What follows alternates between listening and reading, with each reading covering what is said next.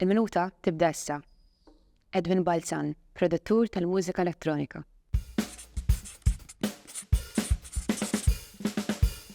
Edwin, kif il-mużika elettronika tikkumplementa xogħolok fit-teknoloġija?